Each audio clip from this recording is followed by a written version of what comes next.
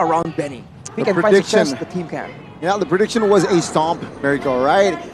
Almost all to the side of Echo. Will Homeboys give an upset in this first game? Composition-wise, they definitely can, right? Sure, that Gord is such a risky pick, but the range, they can play, definitely can play the range around with. Ladies and gentlemen, it's time for us to enter the land of Dawn.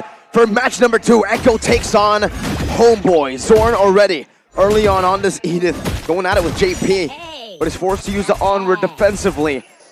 And you know how Echo's name is the House of Highlights?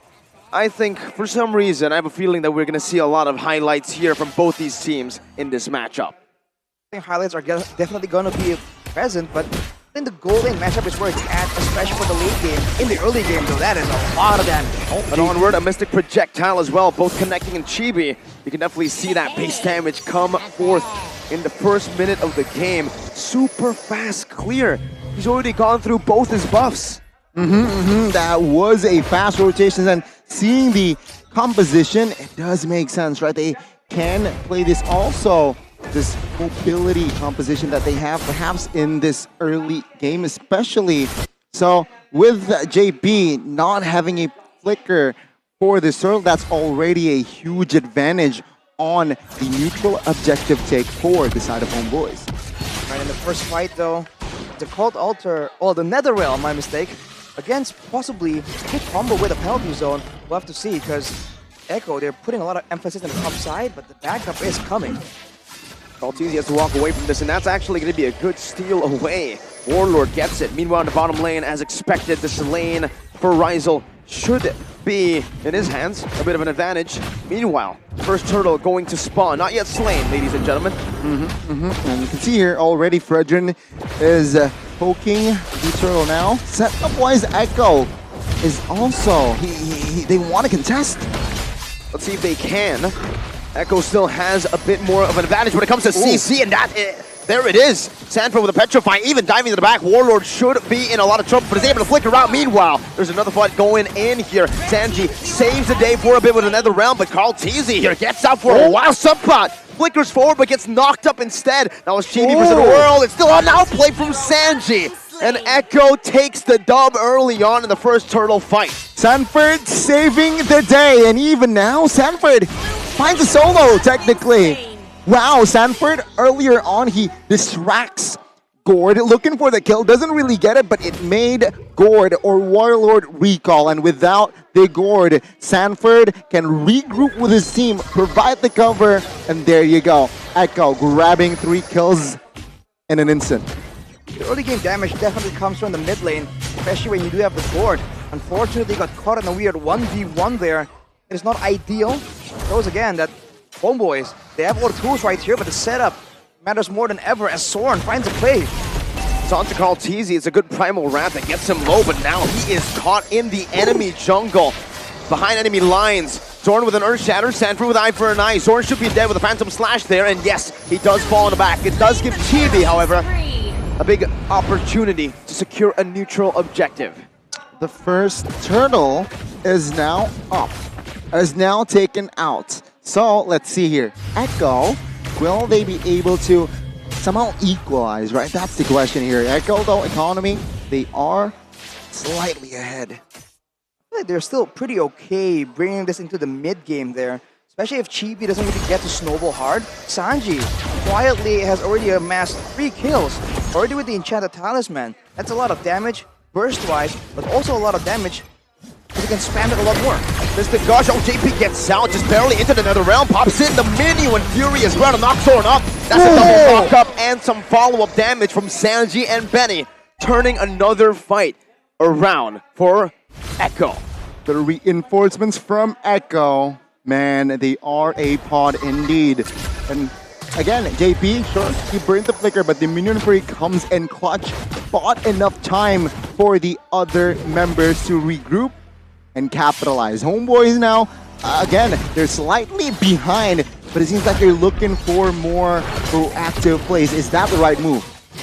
I feel like proactiveness is on the hands of Echo. They kind of actually have a better burst-heavy composition. So unless it's a full-on 5v5, I don't really think Homebois' composition really lends itself to these skirmishes in the early game. I think later on, when they want to get a big combo, that's where Ryzel can just hold his ground and aim to just outperform, out-damage, output Benny Cutie. But that has to be backed up by a strong early game laning phase. So far, Homebois has not been able to get one. Okay. Both EXP laners here cutting the waves. They want to join the fight for that turtle, but a fight almost occurred in the mid. Good stampede from Sanji, and Zorn just gets absolutely disintegrated. Even in the back, Sanford in the 1v1. Chibi, gets a solo kill there. But that was Sanji. Netherrealm a bit too late, and now the Mystic Gush connects onto Sanji, shutting him down. Warlord picks up the kill. Another kill on the board for Homebois, but it's always traded in. It's never a one-sided trade this game. Echo, very good. If you want to call it a distraction, yes. But again, Sanford taken out a very good cover overall by Homebois. Now, let's see the items here. Bruno, of course, will go for the Has Claws, but take a look at Charizla. Fury Hammer, and then going for the Dominance Ice early. So reduce the shielding and healing for sure. Paramis, Fredrin, Minotaur even. There's a lot of sustain built into the composition. And on the other side, Sanford going for the Hunter Strike, but going straight for some tankiness right here. I think he's attempting to do multiple roles. He might flank in the background, but he can actually have a huge presence in the mid-game teamfights using that Petrify if it's up. What's interesting is that the Gord went for the Ice Queens once first. It gives some kind of sustain and a lot of utility, but of course, it only depends if Warlord doesn't really get found, if he doesn't really get zoned away in the middle of a big fight. And onward, connecting onto Carl Teasy with a follow-up, an instant penalty zone, but now the re-engage happens. Echo get a massive minute fury. Now they all fall with the Mystic Gush.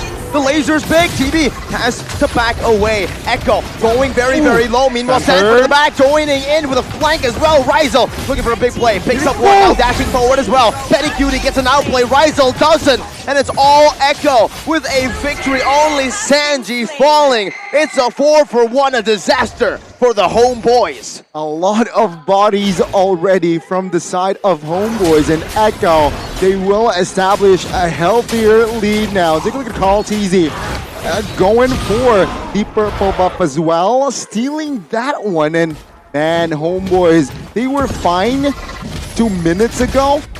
Now they need to slow down their horse. Maybe. This is a problem when you meet your match, kind of, right? You're both, making crazy plays. Chibi right there had barely any HP, and he hid in the bushes trying to get Benny Cutie. But Benny was ready for it. He would do that as well, but no, look, Ryzel! Deleted off the map instantly. Echo, they see someone step out just a bit, and they go in hard. It's the House of Highlights that we all expected today. Only 2 turtles this game. They'll ignore the third one and they'll go straight for the Lord that spawn in with no Ryzel. I don't think Homebois can really look for a contest. See, Echo, yeah, they will blitz it. Well, not blitz it, but they will take this Lord comfortably. Meanwhile, Homebois is struggling to find any cross-map plays. And it's all because Echo, they do not forget to clear. They always manipulate their waves, managing it very, very well, and Homebois up to this point have no effective play in their hand. And the recall's coming in as well. I think Homebois have to try and respect the potential, but wow, 1v1! Solo kill down below by Sanford on the Benedetta against the Nolan. That's why they didn't ban it. They didn't need to. Sanji walks up to zone Ryzel and Sapat. Does it successfully, and that's going to be a free tier 1 in the mid lane falling. Zorn now caught in a tough spot. Carl Teasy wants to go all in. Trying to look for a taunt there, but gets poked down instead. Ryzel down to half of his HP, forced back all the way to his base. And the issue right here, especially in these big fights, is that Benny Cutie is relatively untouched. He usually gets, some damage spills over onto him from some AoE damage, but for the most part, he's been very, very safe. Having a Purify and standing next to a Paramis and a Minotaur, he can go as aggressive as he wants, and if you go on him, it's not necessarily the right move for Homebois. It's a difficult situation to be in, and now Echo is taking full control. The snowball has begun. Ladies and gentlemen, that was the first Lord Echo will not be able to push until the base turret here. The passive still stands for Homeboys, and well, meanwhile the jungle though will not be safe for the side of Homeboys there. Oh, jungle invaded. Sanford against the world right now, is able to evade! Sanji comes in clutch with another realm! And he gets out! Now it's a re-engaged Chibi falling to the Appraiser's wrath. What a now play by Echo as Benny Cutie now follows up to the team support with no flicker, cannot get away, he gets knocked up and taken down by Carl Teasy, who picks up a double. The coordination, the trust, and Echo, they move more. Into the base, inside of it, they don't care. Warlord gets bursted down by one Sand. That's the second half of the Sand duo going in to pick up a killing spree. Dorn running away with the conceal, but the Sand duo is inevitable. Echo, they can't end right here, right now. Chibi and Sapat, can they defend this one? It's just Chibi right now, and he got deleted from the map, and now it's Sapat. He'll follow very, very soon with a base taken down. My goodness. The Echo Express are back.